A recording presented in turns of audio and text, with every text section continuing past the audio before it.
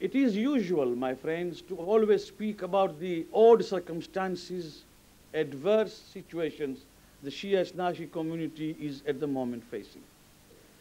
We have had enough of this. The leaders all over the world speak about the massacre, about the assassinations, about the shooting, about the onslaughts and attacks on our faith, about we being branded as fundamentalists and terrorists and what not. We have had enough of it. And now every child in our community, wherever we are, knows about it. That this is the label which we have been given. Tonight, I would not like to repeat those things. I would like you to share with me a balanced view of this community, where I would like to outline certain brilliant achievements by the Khoja Shia Snashi community in spite of all the oddities and adversities. A community which is alive, a community which is vibrant, a community which is still marching forward, and I have no doubt, nor do I have any hesitation in announcing tonight that I take pride in calling myself a Khoja Shia Snashi. And I am not among those who pay lip sympathy to non-ethnicity and then subscribe to the same ethnicity. That hypocrisy, alhamdulillah, we don't have. What are the developments? A community which is alive. And by its conduct, the community has proved that when the leaders and the workers work, the people pay, the people sacrifice, and the people show faith. Recently, I was in Toronto. And I'm so pleased to tell you that I saw that housing complex in Toronto, and I felt so proud about it, that when a thing is well planned and well thought over, when the government offers some facility and the community makes the best of it, in the interest of its senior citizens and all other citizens, I think I cannot restrain or even control myself from offering my unequivocal and unreserved congratulations to Toronto Jamaat on having achieved that housing scheme.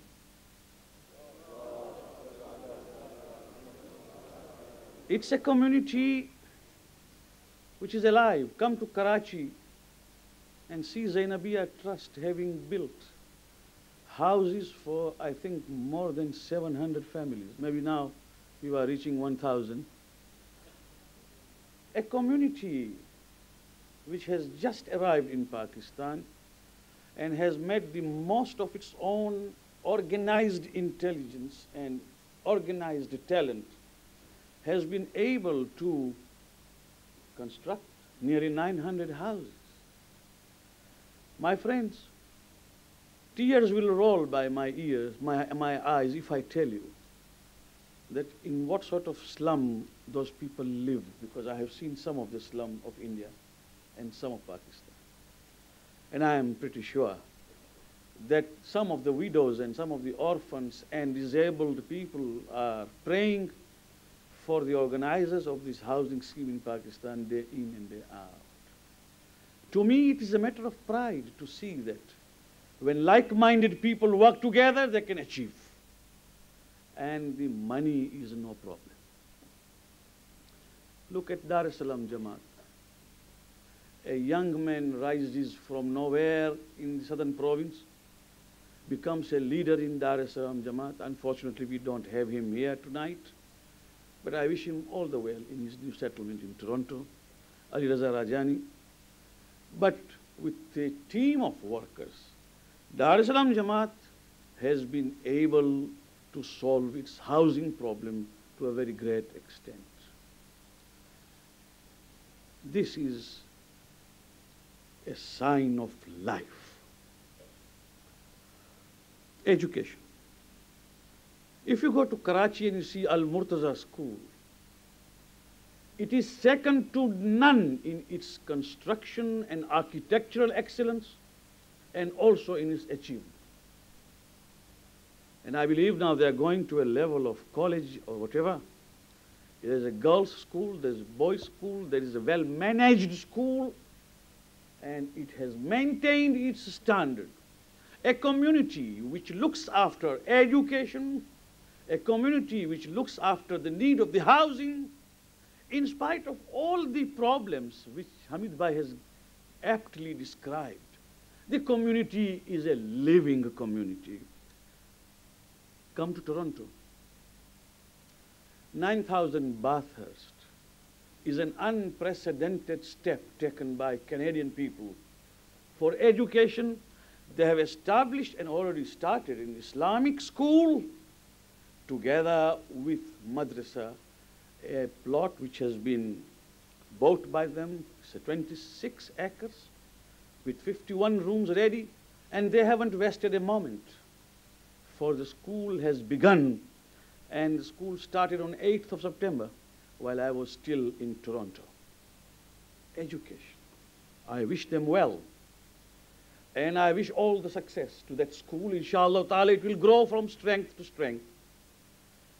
And the only thing that I wish to mention is that let us look into the curriculum of that school, help that school improve, rather than just discuss the peripherals and ancillaries which may be of no consequence. At socio-cultural level, you will forgive me, but there was Pirai Jamaat for years. But Hamid Bhai will tell us sometimes when he gets time as to what it had at that time. I used to be told that the only thing Pirai Jamaat had was a bus for funeral and the burial ground. Today, to Hamid Bhai, I would like to say that when the sign of life is evident in a leader who is prepared to sacrifice his own personal business for the sake of people, day in and day out, you, Hamid Bhai, have shown that the sign of life in a community is still there. You gave that pride to Karachi people. You made them self-dependent. You instilled in them that confidence that we can do when we want to do. And for that, Pirai Jamaat, if I say it in Urdu, ko ghayur aur khuddar banaya. That is something. For if the community is made to believe that unless a particular section of the community rises to its rescue, it cannot be rescued, you give to a common man that sense of pride. And for that I compliment you, and I say that that is the sign of life, required in every community wherever we live. And as a sign of that life is now the formation of European Council. And I wish them all the success. And there will come a time when the representation, inshallah ta'ala, of European Jamaats will be just like any other federation on the world of federation. Europe is ripe for changes. And I believe that those changes will be to our good. Religion.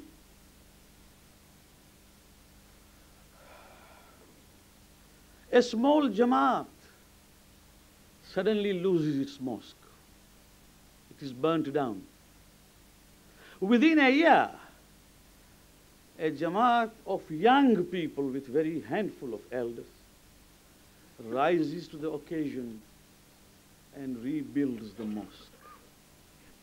This August we see the built burnt down. That August we see the mosque 1.5 times bigger. Is a sign of the ongoing progressive and vibrant community. Not only of Trollhättan, but of the whole world. For the government of Sweden insisted that please remove this sore as soon as possible. And the young people went door to door And the community in East Africa, community in Pakistan, community in England, community everywhere stood to the occasion by their side, helped them see that that mosque was rebuilt. A small community, but it is a part of a living whole. And that living whole is the Khoja Shia Nashi community.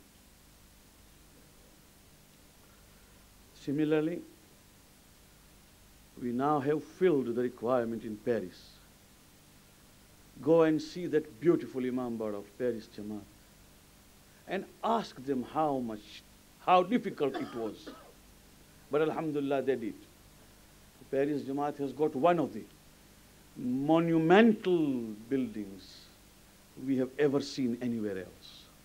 Similarly, Mehfil Zainab, a miniature of what we may say the major Imambara of Paris Jamaat. And today in this house, from the remotest part of the world, two brothers have come from New Zealand. And inshallah ta'ala, the teachings of Ahlulbayt will one day reverberate even in New Zealand. And we have one elder from Australia. So you can see that there is life, that we are a living community, that there isn't any reason for us only to weep and mourn and lament. There is a reason for us to gather up courage and do much more, inshallah ta'ala, unitedly. In the matters of tabligh, I hope you all know that Bilal Muslim Mission in Kenya and Tanzania works under the umbrella of Africa Federation. We don't have figures, but I believe that a sizable number of African brothers have embraced Shia faith. And they are being looked after by the Bilal Muslim missions, and they are being supported by the Africa Federation. But do we also know that we have Bilal in Scandinavia? That now we have Bilal in North America? These are the signs that even in the spheres of tabligh, the community is alive to the need of spreading the word of Ahlul Bayt among the black brothers, equally the white brothers also. And one of the things after the eruption of Bosnia, I am proud to put on record the living and vibrant services offered by youngsters of Stockholm, youngsters of Trollhättan, and youngsters of Lisbon towards spreading the word and towards helping them. The Bosnian brothers, one of them is here, is Mr. Shamiz, and he is also a member of the staff on the World Federation. Having said this, gentlemen, when you retire for the night in your hotel rooms or at home, for the first time feel proud of belonging to the Khoja Shia Nashi community. And please, don't listen to those things which tell you, oh, no. This is haram, and this is anti-Islamic. There isn't anything anti-Islamic in believing that you belong to the religion which was adopted by an ethnic origin. For we have a history in Shia faith. Our elders have spilled their blood in Mahua, in Kera, in Bombay. And just as any other community, Iraqi or Irani or Afghani, the Khoja Shia Nashi community has given its blood in the roots of the faith of Islam. We have sacrificed so many things. Unfortunately, we are ignorant of our history. But it is a brilliant and glittering record of our contribution. And inshallah ta'ala, when Hazrat comes, Imam-e-Zamana comes, there will be a book or a leaf in the book where the Khojas will be mentioned.